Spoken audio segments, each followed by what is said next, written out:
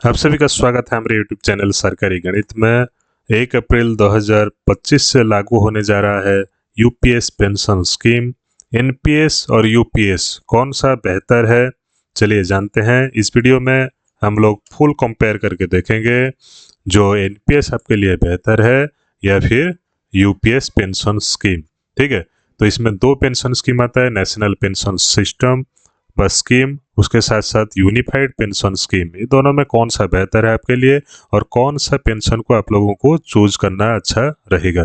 What to choose, NPS और UPS कौन सा आपके लिए बेहतर रहेगा, दोनों को फुल कंपेयर करके चलिए देखते रहे। ठीक है, तो इसमें हम लोग कंपैरिजन टेबल पूरा कर दिया है। इसमें कंपैरिजन के लिए कौन सा आपके लिए बेहतर होगा तो उसको देखेंगे। उससे पहले आप लोगों के लिए एक रिक्वेस्ट है, वीडियो को लाइक करिएगा, चैनल को सब्सक्राइब जरूर कीजिएगा और शेयर भी कीजिएगा।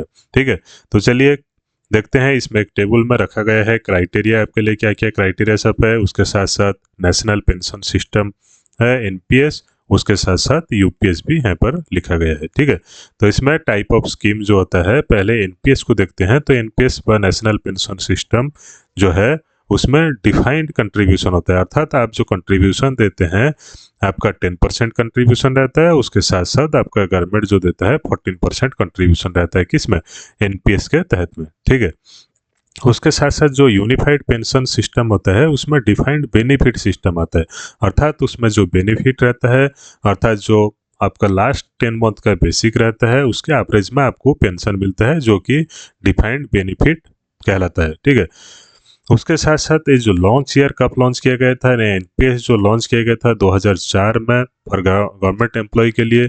उसके साथ साथ ये जो यूपीएस सिस्टम है, यूनिफाइड पेंशन सिस्टम है, वो कब लॉन्च किया गया था ना, अप्रैल 1 2025। अभी जो आने वाला है दूसरे महीने से, कमिंग मंथ में अप्रैल 1 2025 से गवर्नमेंट एम्प्लॉय के लिए ओपन कर दिया जाएगा। और आप लोग अगर चाहेंगे एनपीएस से यूपीएस में शिफ्ट होने के लिए एक ऑप्शन फॉर्म आता है। ठीक है, एक क्या आता है ना, ऑप्शन फॉर्म। ऑप्शन फॉर्म को आप लोग फिलअप कर आप एनपीएस से यूपीएस को जा सकते हैं, लेकिन इसमें एक प्रॉब्लम होगा, और रिटर्न नहीं कर सकते, अर्थात यूपीएस से एनपीएस को नहीं आ सकता है। ठीक है, तो उसके बाद कवरेज किया गया था ना, एनपीएस जो कवरेज किया गया था पहले तो गवर्नमेंट एम्प्लॉय के लिए ओपन किया गया था, उसके बाद फिर से जो ऑल सिटीजन्स ऑफ इंडिया हैं सबके लिए 2009 से ये क्या ओपन कर दिया गया था, अर्थात हर कोई व्यक्ति जो इंडियन रहता है वो क्या करता है ना कवरेज ले सकता है, किसका ना, एनपीएस का 2009 से। ठीक है, 2009 से। लेकिन जो यूपीएस पेंशन है, unified pension system, only for government employ के लिए किया गया है। उसके साथ साथ जो कंट्रीब्यूशन होता है आप लोग जानते होंगे, एनपीएस में 10% आप लोग देते हैं और 14% जो गवर्नमेंट कंट्रीब्यूट करता है आपके खाते में।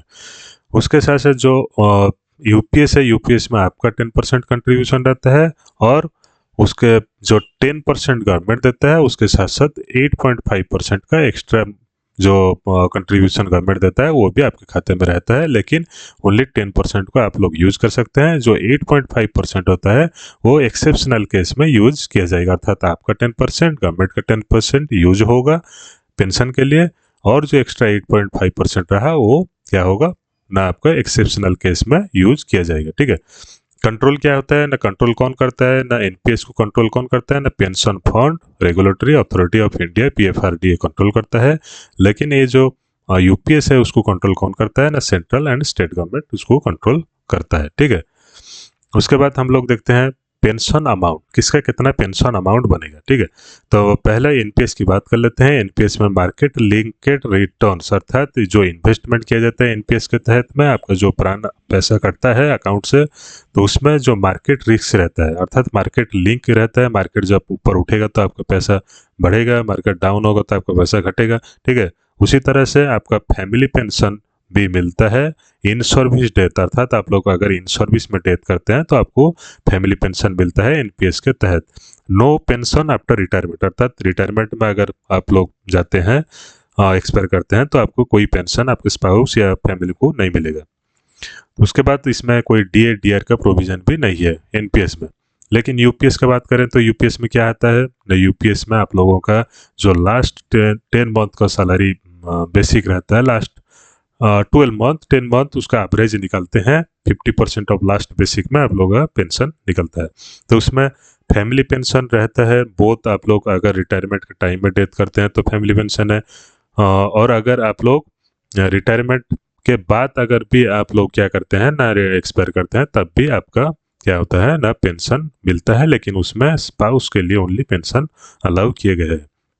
उसके साथ साथ डीए और डियरनेस अलाउंस जो रहता है भत्ता, उसको भी आप लोगों के लिए अलाउ किया गया है। पेंशन का टाइम में आप लोगों को यूपीएस में आपको क्या मिलेगा, डीए डीआर का ही बेनिफिट देखने को मिलेगा। विड्रॉल का ऑप्शन क्या है ना, एनपीएस में आप लोगों को ये विड्रॉ का ऑप्शन मिलता है। एनपीएस कैसे विड्रॉल कर सकते हैं, इसके ऊपर एक वीडियो भी बनाया गया है, उसको चाहे तो आप प्ले लिस्ट में देख सकते हैं। पार्शियल विड्रॉल भी कर सकते हैं एनपीएस में, लेकिन no partial withdrawal on UPS. UPS में आप लोग कोई पैसा निकाल नहीं सकते, निकालेंगे तो आपका पेंशन कम हो जाएगा, ठीक है। उसमें बहुत सारे डिफिकल्टीज है। टैक्स बेनिफिट क्या है ना, एनपीएस के तहत आप लोग टैक्स बेनिफिट पा सकते हैं। उसमें section 80C D1B of the income tax act में आप टैक्स बेनिफिट पा सकते हैं, लेकिन यूपीएस में कोई भी टैक्स बेनिफिट आप लोग नहीं पाएंगे। उसके साथ साथ आपका जो प्रोबेबिलिटी है across the job locations including your according your choice, आप लोग उसको इन्वेस्ट करा सकते हैं आपके चॉइस में। एनपीएस का जो अमाउंट होता है आपका किसी भी शेयर में आप लोग लगा सकते हैं, लेकिन यूपीएस में क्या होता है ना, आप लोग नहीं लगा सकते। अगर लगाएंगे तो आपका पेंशन के ऊपर प्रॉब्लम आ सकती है, तो गवर्नमेंट का डिफ़ॉल्ट जो सिस्टम है उसी में ही आपको लगाना पड़ेगा पैसा। जैसे इन्वेस्टमेंट गवर्नमेंट किया होगा उसी में आप लोग पैसा छोड़ देना होगा, ठीक है। उसके साथ साथ और क्या आता है ना, इन्वेस्टमेंट चॉइस में आता है, मल्टीपल इन्वेस्टमेंट कर सकते हैं, लेकिन इसमें किसी प्रकार का यूपीएस में चॉइस आप लोग नहीं दे सकते। उसके साथ साथ पेंशन फंड मैनेज को भी मैनेज कर सकते हैं एनपीएस में। एनपीएस में पेंशन फंड मैनेजर जो होता है उसको भी आप लोग चेंज कर सकते हैं, लेकिन यूपीएस में आप लोग चेंज नहीं कर सकते। ओनली गवर्नमेंट उसको मैनेज करता है और चेंज कर सकता है। तो एनुइटी का बात कर लें, एनुइटी अर्थात पेंशन आपको कितना मिलेगा ना, मैंडेटरी आपको 40% का पेंशन दिया जाएगा एनपीएस में, 60% आपका लमसम दिया जाएगा। लेकिन all the contributions of UPS, आपको सब कंट्रीब्यूशन क्या हो जाएगा ना पेंशन के लिए चला जाएगा। ओनली जो लास्ट 6 मंथ का सैलरी उसको आपको यूपीएस के तहत आपको मिलेगा लमसम के अकाउंट में, ठीक है। तो कंट्रीब्यूशन का बात कर लिए, उसके बाद कंपेयर कर लिए, उसके बाद कंक्लूजन देख लेते हैं कौन सा बेहतर है। NPS offers flexibility and investment options with huge lump sum amount. NPS में पेंशन भी मिलेगा, लमसम अमाउंट भी मिलेगा, लेकिन यूपीएस में क्या होगा, आपको फिक्स्ड पेंशन पर गवर्नमेंट एम्प्लॉय मिलेगा विथ लिस्ट लमसम, अर्थात कम लमसम अमाउंट मिलेगा लेकिन फिक्स्ड पेंशन मिलेगा। तो आप देखते हैं आपको कौन सा अच्छा है, बेहतर है। आप लोग कमेंट सेक्शन में कमेंट जरूर दीजिएगा, यूपीएस और एनपीएस कौन सा आपके लिए बेहतर है। धन्यवाद। वीडियो को लाइक करिएगा, चैनल को सब्सक्राइब और शेयर जरूर कीजिएगा।